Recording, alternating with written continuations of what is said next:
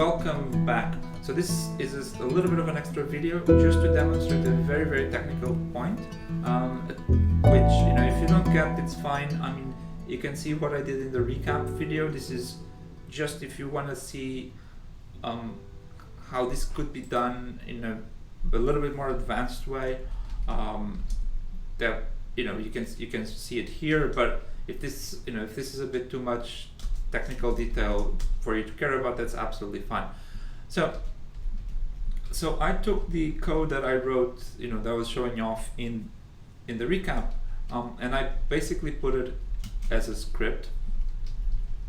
And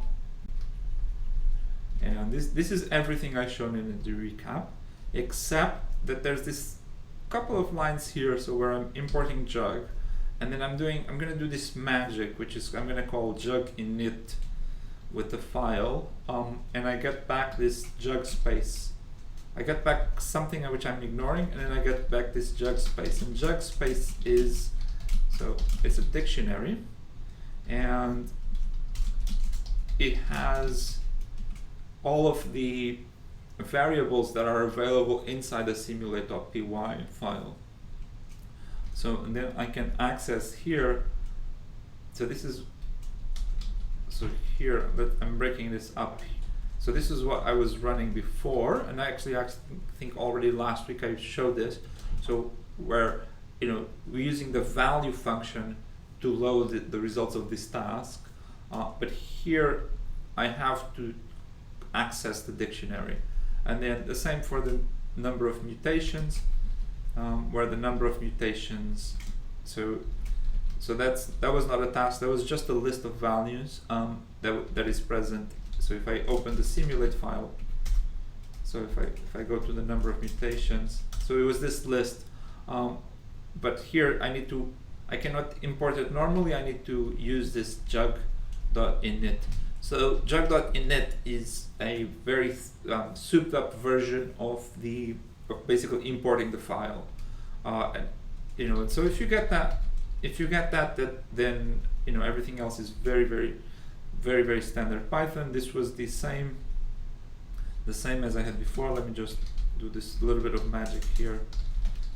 Same as I had before, with the exception that it's a bit of a hassle to do. So I put everything in the same plot using two axes. So here's the completeness, and here's the average gene size, and you can see basically the same as before, but in a slightly more natural scale.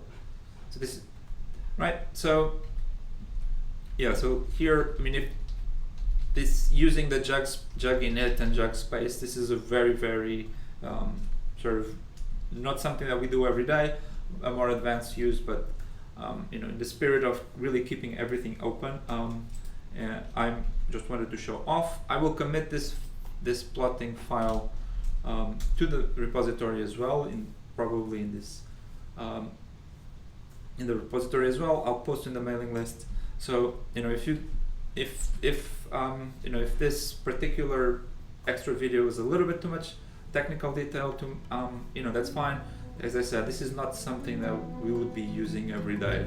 I think doing jug.init inside another script, but it all kind of works. It's very nice. So if you do want to know more about jug, there's a go to jug website, subscribe to the channel, ask questions, and see you next week.